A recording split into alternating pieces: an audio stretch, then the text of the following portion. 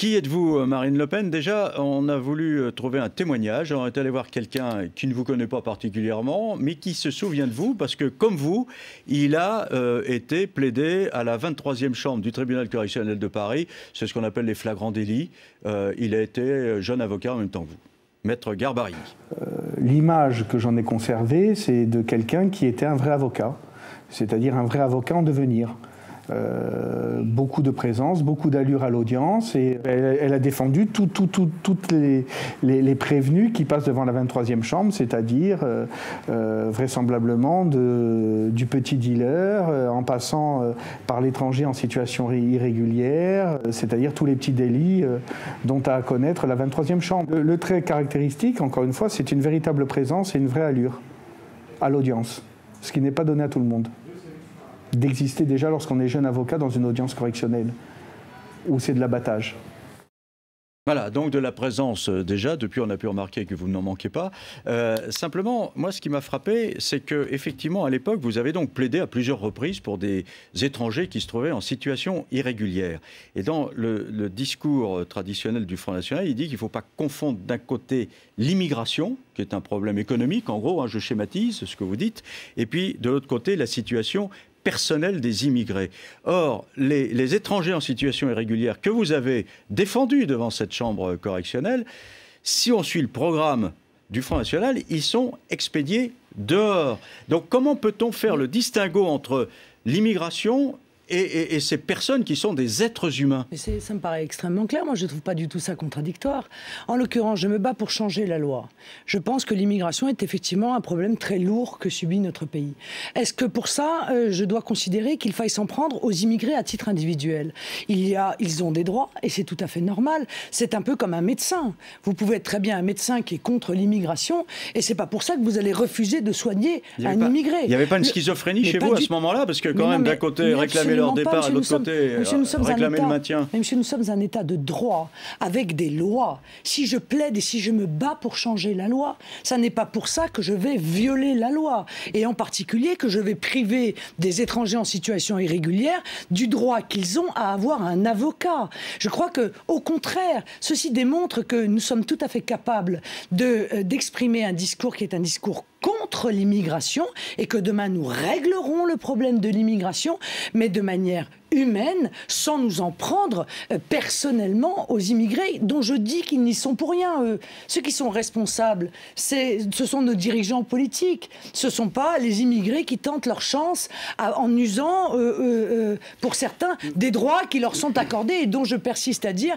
qu'ils sont probablement aujourd'hui, qu'ils sont même sûrement aujourd'hui trop importants. Madame Le Pen, les Français savent que vous êtes la fille de Jean-Marie Le Pen. Vous tentez en tout cas de tenir un autre discours sans dérapage. Est-ce que pendant on sait que votre père en a commis quelques-uns. Est-ce que pendant la campagne de la prochaine présidentielle, vous allez lui demander de se taire pour éviter de faire les dérapages qu'on lui connaît? Ah bah écoutez, non seulement je ne vais pas lui demander de se taire, mais honnêtement, même si je lui demandais, je ne suis pas sûre, compte tenu de son caractère, qu'il ait envie de le faire. Et pourquoi se tairait-il? Il est un élu du Front National. Mais vous avez eu des divergences sur certains de ces dérapages. Mais nous avons pu avoir des divergences. Nous avons parfois des sensibilités différentes.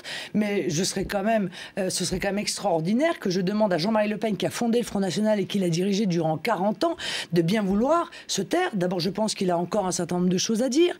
Et puis je pense qu'il y a un certain nombre de conseils à donner pour quelqu'un qui a fait 5 présidentielles. Ce serait quand même assez idiot de ma part, vous admettrez, que de me priver des conseils qu'il peut me donner. Mais... Voilà, nous avons un style différent.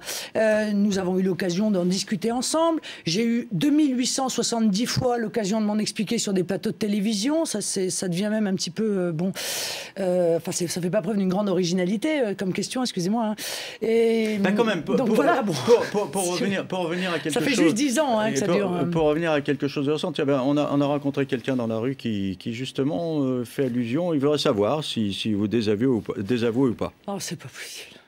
Ce que je voudrais savoir, c'est que je voudrais uniquement que vous disiez que vous n'êtes pas d'accord avec votre père, que votre père a dit des choses fausses et non pas vagues comme ça, et que vous vous désolidarisez de lui sur des choses bien concrètes.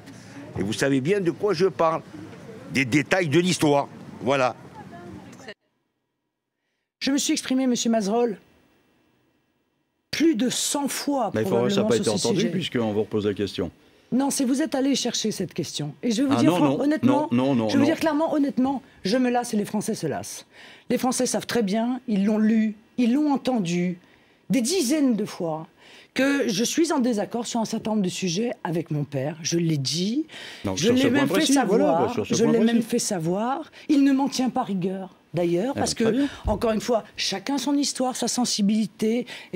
Mais je ne vais pas, pendant toute ma vie, non mais je le dis honnêtement maintenant, solennellement, je ne vais pas toute ma vie être obligé de me justifier sur des propos que Jean-Marie Le Pen a pu tenir il y a 25 ans, 20 ans, 18 ans.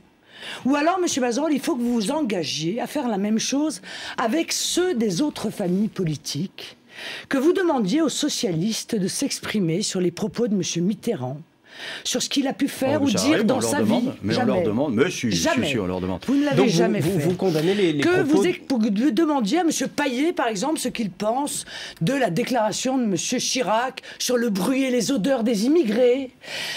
Vous demandiez à M. Bayrou de s'expliquer sur les propos de M. Barr. Non, mais parce qu'il y a un moment donné, si vous voulez, je pense qu'il y a quand même dans la vie politique française deux poids, deux mesures. Voilà. Jean-Marie Le Pen a une carrière politique qui a duré 60 ans, que je ne résume pas, en ce qui me concerne, à quelques phrases, même si il m'arrive d'être en désaccord avec lui. Voilà. Sur... Non, mais d'accord. Mais vous le faites de manière systématique. Et ce côté systématique est en même temps, je vais vous dire, c'est justement pour ça que je vous demandais si vous alliez lui demander de se taire. Est ennuyeux.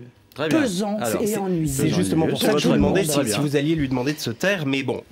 Non, monsieur, je ne lui demanderai pas de se taire. Je crois qu'on vous a entendu. Voilà, excusez-moi. Il y a une chose que je voudrais comprendre. Comment on fait pour être, et je vous la pose sans souci de polémique, comment on fait pour être la porte-parole des gens qui ont des difficultés matérielles, en tout cas c'est comme ça que vous aimeriez vous présenter, quand on a une vie plutôt favorisée matériellement. Est-ce que vous faites des plongées régulières dans la vie des chômeurs? Est-ce que vous... Comment on intègre ce discours quand on a vécu une vie, et c'est pas un reproche, plutôt... D'abord, monsieur, j'ai été élevé par un père qui vient d'une famille extrêmement modeste. Hein. Une famille de patrons pêcheurs qui vivait à la Trinité-sur-Mer, et il m'a appris le sens de l'argent, du sacrifice, de l'effort et du travail. Deuxièmement... je trouve ça extrêmement égoïste, somme toute, que d'imaginer qu'on n'est pas capable, justement, d'avoir la générosité de penser aux autres sous prétexte qu'on est soi-même dans une situation qui est favorisée. Parce que dans ces conditions-là, tous les élus, à un certain niveau, ne devraient pas parler au nom de ceux qui souffrent. Parce qu'on a tous, somme toute, à peu près les mêmes indemnités. De M. Mélenchon jusqu'à, en l'occurrence, Marine Le Pen. Bon. Moi, j'ai un lien particulier avec le peuple français. Je l'aime au plus profond de moi. Sa souffrance me fait souffrir. Quand je vais à Hénin-Beaumont, et je suis particulièrement attachée à Hénin-Beaumont à cause de ça, que je vois ce gâchis, que je vois tous ces gens qui, avec pudeur, avec dignité, ne se plaignent pas quand d'autres passent leur vie à se plaindre alors qu'ils ont moins de raisons de le faire. Je me sens tellement un lien avec eux, je me sens tellement proche d'eux que je n'ai aucune difficulté pour porter leurs revendications, pour porter leur désir de justice, pour porter leur désir de changement et les espérances qui sont les leurs. Très honnêtement, je n'ai jamais senti la moindre distance entre eux et moi, et je ne me sens pas non plus obligée de faire semblant d'être facteur comme M. Besancenot pour pouvoir parler en leur nom et les défendre. Merci Romain, on passe à la dernière séquence, l'after avec Christophe Jacubicine, c'est l'after RMC.